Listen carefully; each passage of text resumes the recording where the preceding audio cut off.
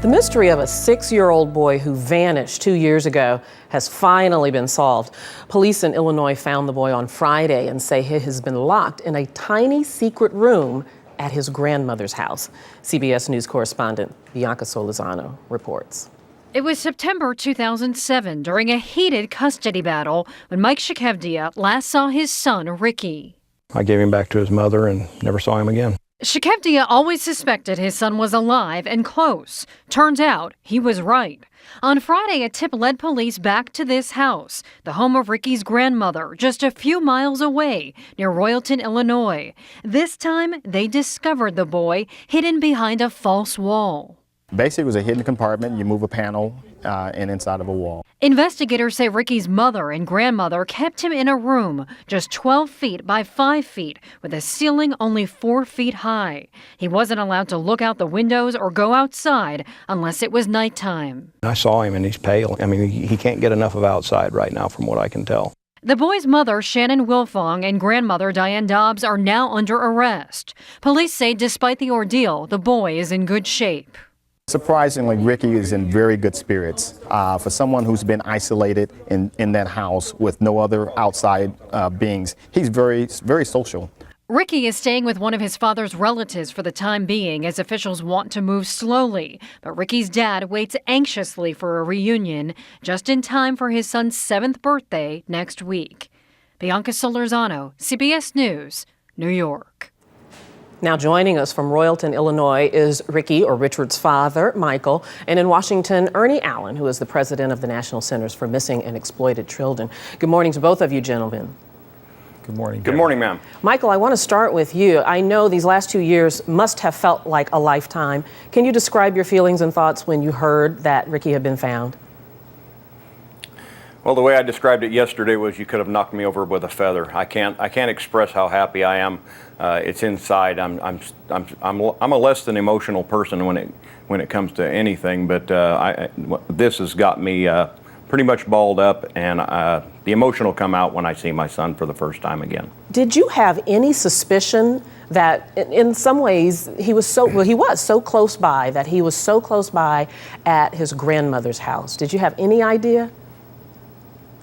Oh, absolutely. I knew that my son was with his mother. I knew that his family had been involved. There were indications of that all along. I knew my son was with his mother. We just did not know exactly where, and there was no probable cause, from what I understand, from the police to actually search the location in which he was ultimately found. Well, speaking of which, the sheriff's department did visit the grandmother's home and search the house, but didn't find him there then. Why not?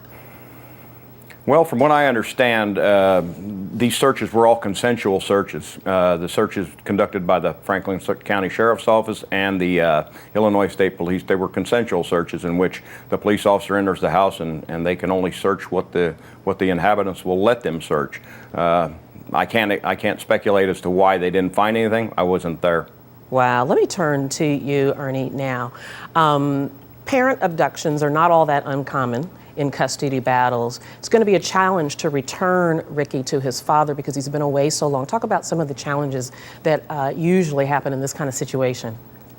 Well, Debbie, in this case, it's been 2 years, and we don't know what Ricky's been told, and so these kinds of reunifications have to move very slowly. You have to be patient. What's so important for Michael is to communicate to Ricky unconditional love and to work on it a day at a time. But young children are resilient, so we think there's real hope here. There were some allegations by the mother that there had been some abuse on Michael, the father's part, toward Ricky. What do you make of these allegations? And there was an investigation, right?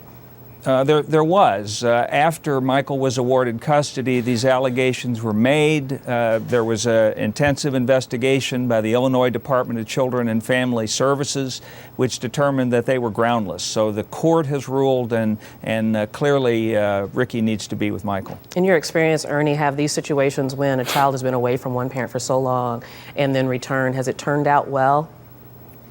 Well, generally they do, and that's why it's so important that everybody be patient here. It's going to take time, but Ricky is clearly a very bright, very personable little boy, and he's just got to be reintroduced to his dad and rebuild that love and that trust. Michael, I know you haven't seen Ricky yet. When do you expect to get to see him, and can you imagine what that reunion is going to be like?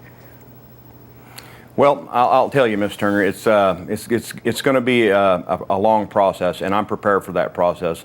It's been 2 years. I've been patient for 2 years, and I've been tolerant for 2 years, and I'm prepared to be patient and tolerant until the time is right for the complete reunification. As the gentleman said, the process is a very, very, very important thing, and moving too fast will do nothing but jeopardize my relationship with my son. Well, so he's in a good place. Excuse me? No, go right ahead. You were going to say? He's in a good place. He's in a good place, and we are prepared to take this, make this reunification take as long as necessary. We're not rushing it at all. And the first thing I do when I see him, I'm sure I'll just give him a big hug, and only God knows what I'll say. I'm sure. Well, we wish you the very best. Michael Jakovia, thank you for your time. Erling Allen, it's always good to see you. Thank you so much. Thank you, Debbie. Thank you, ma'am.